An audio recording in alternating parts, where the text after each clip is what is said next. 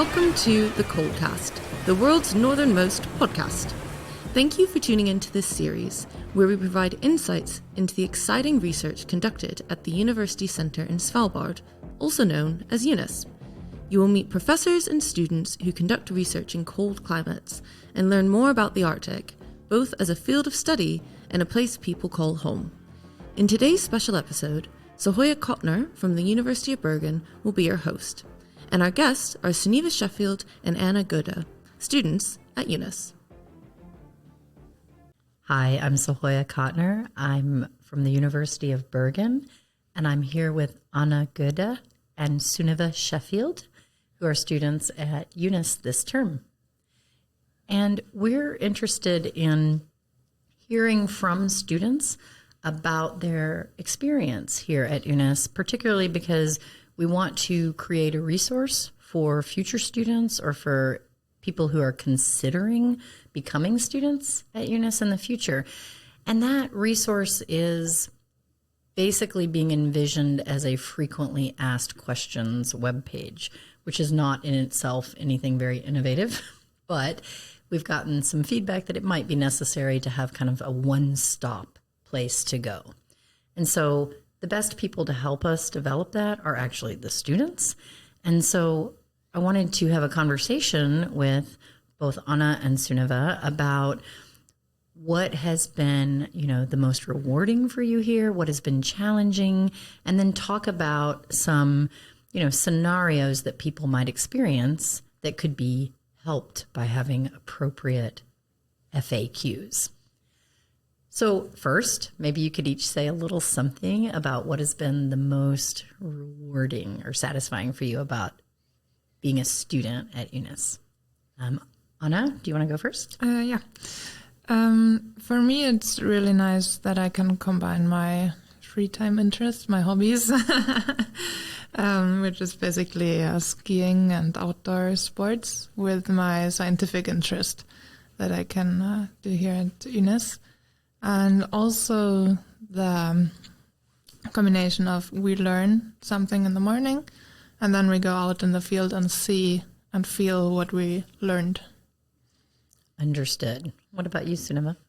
Yeah, I completely agree with Anna. It's so amazing getting to have these mountains in your backyard and getting to ski every day after class. I also think just the student community here is really incredible and super tight-knit and not something that I necessarily get in Oslo. And I really appreciate being able to have friends over in the kitchen and eating dinner together and then going skiing when we want to. And the field work here is amazing. And it's so cool having what you see in research and studies and what we learn in the classroom, and then just get to go directly outside to investigate and figure out how to do and measure things that we are working on in class. So it sounds like a very authentic type of education, which I know is what people are aiming for here. So if you think back, either it can be a challenge now or something you faced when you first got here that, might have been helped with a little more information ahead of time. What would you say has been, one of the more challenging things, or two or three of the more challenging aspects of engaging in studies here? And we could start this time with Sunniva. Mm-hmm. I think the cost of living up here is something I wasn't expecting. My friends had told me who have been up here that it's very expensive, but it still caught me off guard with how expensive groceries are and how many unexpected expenses in terms of I wasn't expecting to buy a snowmobile, but it has been every time I go out on my snowmobile, I am so grateful and glad that I had the resources in order to spend some money on that, because it makes me feel so much more free than if I didn't have that. But also some winter gear, because it gets really cold up here sometimes. And I think I felt I was prepared coming from Oslo and then really wasn't and needed some more wool and more down jackets than I expected. Yeah. Trying to think if there was anything else unexpected. I think the cost, that's something that has come up in other conversations too, the kind of unanticipated, maybe hidden cost is a bad word because it sounds like they were intentionally keeping something from you. But I think there's some surprise cost, right? Yeah. You know, what about you, Anna? Yeah, I think for me, the experience of being not as mobile as I'm used to. So every time I have to go, I want to go out, I need a rifle, I need a flare gun. Also now in winter, I need a snowmobile to get further than what I can reach with foot. And yeah, you don't always have access to a rifle or flare gun. And also, as Sunniva said, you need to buy a snowmobile, which is quite expensive. So this is, I think, a challenge to get over. Sunniva. I also think that just getting the rifle license wasn't something I was expecting or knew the process of at all. And I think more transparency from Eunice on the steps and how much you can actually do before you come here would have been amazing, because in that first month or two, a lot of us really wanted to get out and then couldn't get out because it takes quite a while for the police to document your allowance to hold a rifle. So I think that was definitely difficult as we were all starting to want to get outside. Yeah. I know. Yeah, and the same applies also for the snowmobiles, if people want to buy one, because when you're not Norwegian, the procedure is way longer to get it accepted and register it and get the insurance. And there are also some steps you can prepare beforehand. Excellent. That's good to know. Okay, so now I want to present you with, a couple of scenarios and ask you, what would you say to this person? So I have made up a fictional daughter that I have. I mean, I actually have a daughter, but this one's fictional. My daughter is planning to come here. She currently lives in the southern United States, so has not been above the Arctic Circle. She's never been to Europe. So you can imagine she's never experienced Northern Europe, Norway, certainly not Svalbard, and certainly not cold, dark, etc. What would you tell her by way of advice if she contacted you ahead of time? I would say research Eunice and Svalbard and Longyearbyen as much as possible before coming up here to kind of have a general idea, and then also just having a really open mind. I think one of the best ways that you can get acclimated to a new place is just being really open and understanding of that it is a different place and it's a different culture. And I think people who transition better are able to have this open mindset and come in just wanting to learn and be a part of a new community as much as possible. I also think it could be helpful to spend a week maybe in Oslo, just getting used to that cold and darker environment than the southern US. And there you can also maybe have more time with the Norwegian culture before coming up to Svalbard, because here, yes, it is Norwegian, but it's also super international. And I think sometimes, especially within the student body, I know I barely speak any Norwegian sometimes and feel rusty with that. And so I would say it's a different Norway than mainland Norway. Yeah, I totally agree on that. Maybe also I would think about which opportunities Longyearbyen especially has, what I can do here, and if this is compatible with what I want to do, like with my free time plannings, for example. Because even though we have a lot of opportunities, especially in outdoor sports, it is quite limited because it's such a small place. It's just 2,500 people who live here. But we also have like a cinema, we have bars, so there's also other stuff to do. I think just to be aware of what do I want to do and what can I do here. So do you think, kind of following that up, that there's, a certain type of person, for whom studying at UNIS is better suited, and a certain type of person that might want to think twice? I think it's super nice for people who love nature and being outdoors. I think that's a perfect place for such people. Yeah, I don't want to put anyone into a box, but I think it's really amazing for the people who want to take every single advantage of being outside and getting to do some of the more, I would say, extreme sports in terms of skiing and snowmobiling. And even a simple hike here is suddenly a lot harder than maybe back home because of having to have a rifle and a flare gun and how cold it can be, and loose rocks, snow, ice, etc. It just takes a lot more gear than I think the normal, sometimes, I don't know if normal is the right word, but I think you have to be a bit grittier sometimes up here, and I think you just have to be comfortable with being uncomfortable. So I agree with Anna that if you're really adventurous and really enjoy the outdoors, then I think it's a great place. But of course, you never know sometimes until you try. I love that phrase, comfortable with being uncomfortable. So, okay, let's take the daughter scenario. What if she has a history of mental health challenges? Would you tell her anything? I think it's useful to, like, if she's in therapy or something already and has people to talk to make sure that this could be continued online, for example, or just to have be sure that there is someone, not here, but at home maybe, I can always talk to. And also, I think the community of students here is really helpful. So most people I met, or kind of all people, always wanted to help and contribute, and it's a very good social environment. So when you talk about your problems with others, people are very understanding and trying to help. When you want to talk about it, you will find people who will listen to you and help you. I think in the dark time, it's also really important to find a routine. So maybe practicing that routine before you come up here of when do you wake up in the morning?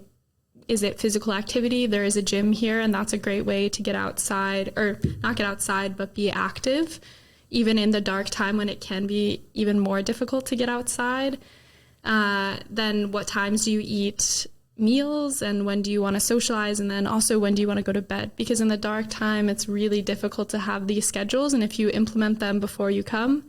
And I think one thing that's great about, I guess, iPhones is the scheduling you can do in terms of bedtime reminders. And I found that super helpful of setting that up before I came here and making sure I was having a routine and a regular sleep schedule, as that can really be a hard thing to keep in the dark time. So you prepared for that before you came? Yeah, I tried to. I mean, that's a bit hard, of course, but just, I mean, I'm very much a routine person, so I find that helpful.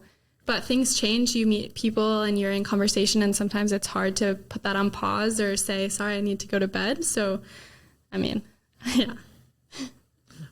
I also think something I forgot maybe or didn't think about, the summer, like when we have the midnight sun, it's also not that easy because you easily lose your routine because you have no feeling of how late is it. You look out of the window, I'm like, oh, it's fine, and then it's suddenly 1 a.m. and you don't get tired because it's bright outside. So I was surprised about that. I think there's also, at least for me, I could see this fear of missing out with the light season, because there's always stuff you could be doing, even at 3 a.m. And at some point you need to settle down and go to bed, So I was a little surprised by how the light season could have its own set of mental health challenges. Okay, so what if this fictional daughter is gay? Is there anything they need to know? I would say this is a super open community, and being gay is no issue here. There's quite a lot of pride flags all over the kitchens, and Longyearbyen even has their own pride parade and festival during Pride Month. So I would say it's a super open community, and it shouldn't be an issue at all. Great. I just agree. Okay, then I'm going to switch it up a little bit. What if she's coming from Venezuela? Okay, so I'm picking a Latin American country. She might have darker skin. She might be very Catholic. might be a little bit more conservative. What advice would you give her? I think it's similar to the one we just had, that the community is really open. We are very tolerant. It is, though, that even though we are very international, we are mostly Western Europeans, I think. So it could even, I think she would be in a minority, but from the mindset of the people that are here, like, no one cares. Great. Yeah, and there is the church here at Svalbard that has sometimes Catholic Mass, so I don't think that would be too much of an issue.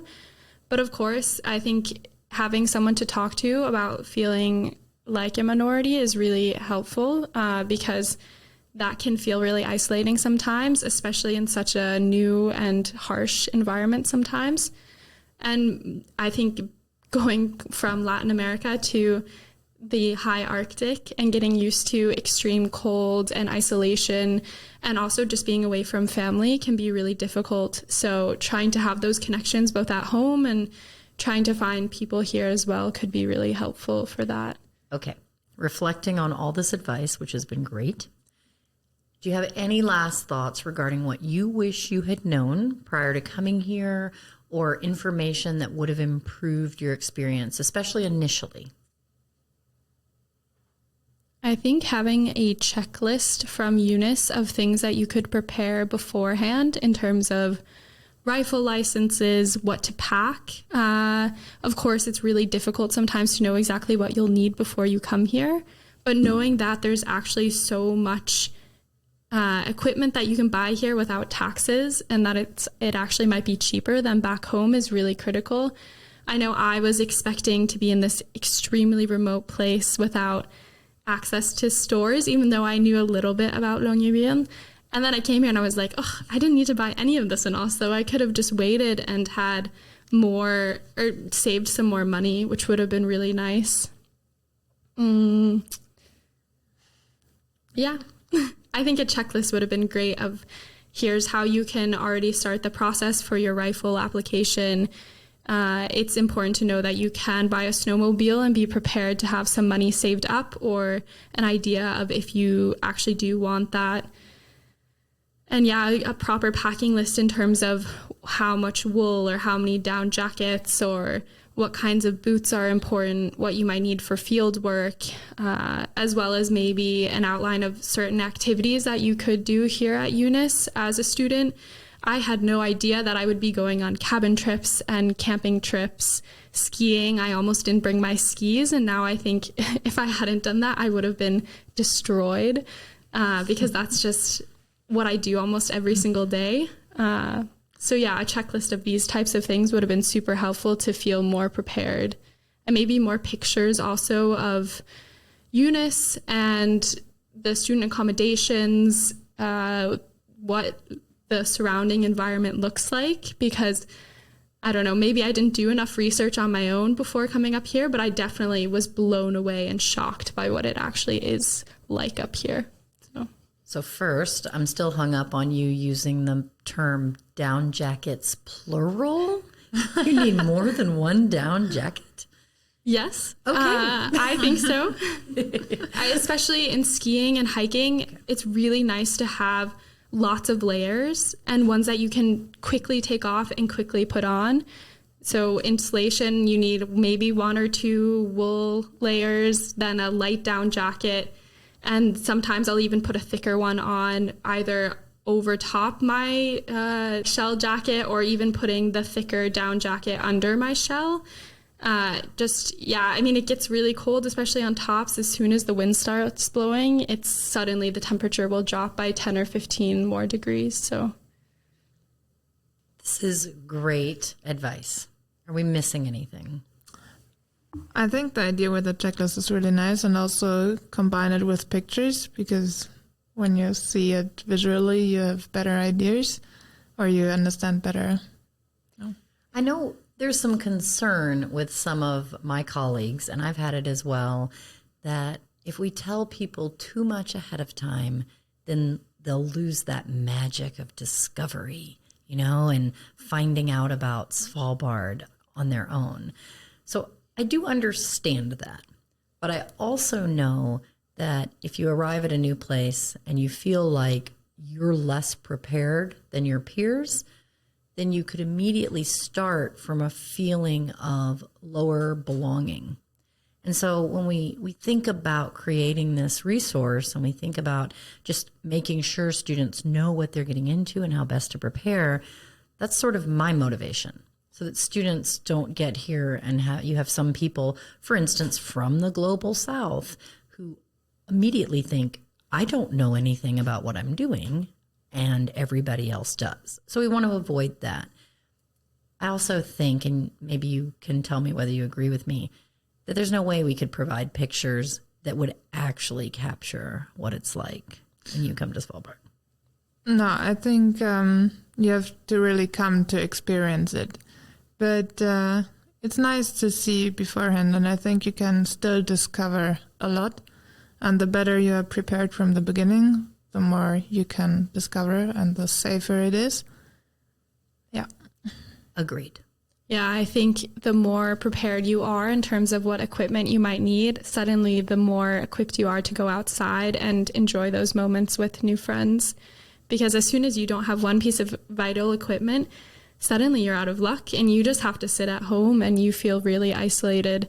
And it's true, you'll never know exactly what you need or how to be prepared for this environment before you are here. But I think feeling as prepared as possible and having information of what are potential things that could be necessary, depending on what activities you like to do, could be super important and make you feel a lot more at home and involved in the community before you even arrive.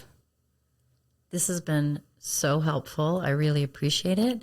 I know that we are going to be quickly at work on this resource, and we're going to be asking for feedback from students and staff alike. And so I suppose by creating this podcast, I've sort of made myself accountable now, and there's no getting out of it. And I'm really looking forward to it. And thanks so much for your input. Yeah, you're welcome. Thank you. Thank you. You guys were so good. Oh my God.